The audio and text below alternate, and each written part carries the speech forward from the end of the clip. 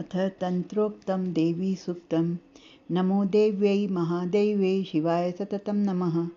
नमः प्रकृत्यै भद्रायै नीताः प्रणताः स्मतां। रौद्रायै नमो नित्याय गौर्यै धात्रे नमो नमः। ज्योत्स्नाय चेन्द्ररूपिणे सुखाय सततं नमः।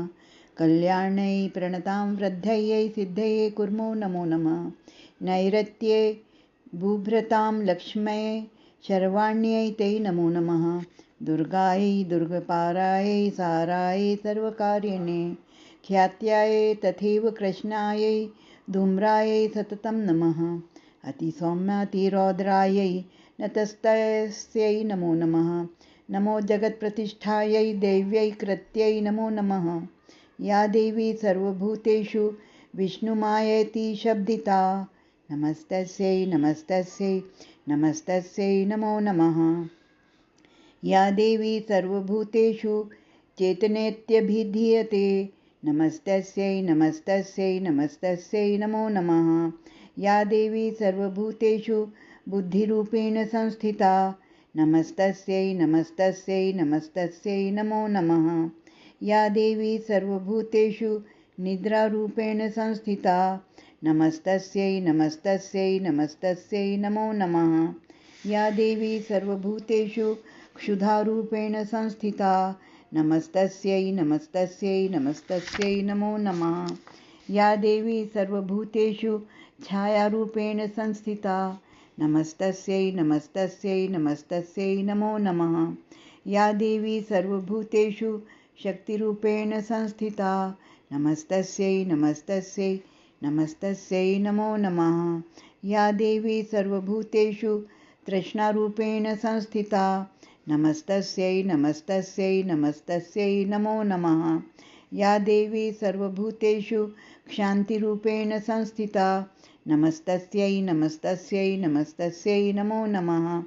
या देवी सर्वभूतेषु जातिरूपेण संस्थिता नमस्तस्यै नमस्तस्यै नमस्तस्यै नमो नमः। या देवी सर्वभूतेषु लज्जारूपेण संस्थिता नमस्तस्यै नमस्तस्यै नमस्तस्यै नमो नमः। या देवी सर्वभूतेषु शान्तिरूपेण संस्थिता नमस्तस्यै नमस्तस्यै नमस्तस्यै नमो नमः। या देवी सर्वभूतेषु श्रद्धारूपेण संस्थिता नमस्तस्यै नमस्तस्यै नमस्तस्यै नमो नमः। या देवी सर्वभूतेषु कान्तिरूपेण संस्थिता नमस्तस्यै नमस्तस्यै नमस्तस्यै नमो नमः।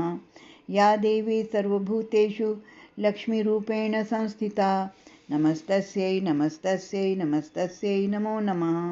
या देवी सर्वभूतेषु वृत्तिरूपेण संस्थिता नमस्तस्यै नमस्तस्यै नमस्तस्यै नमो नमः।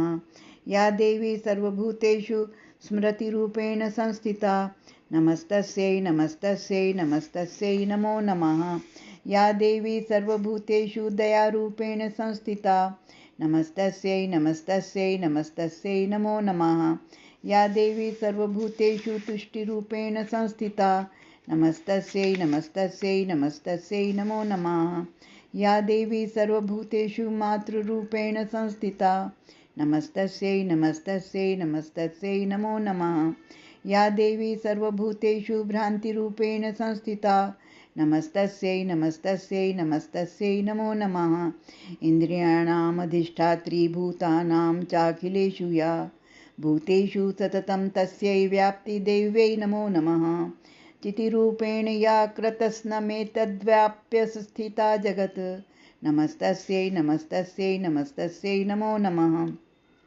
स्तुतासुरैः पूर्वमभीष्टसंश्रयात् तथा सुरेन्द्रेण दिनेषु सेविता करोतु सा नः शुभहेतुरीश्वरी शुभानि भद्राण्यभिहन्तु चापदः।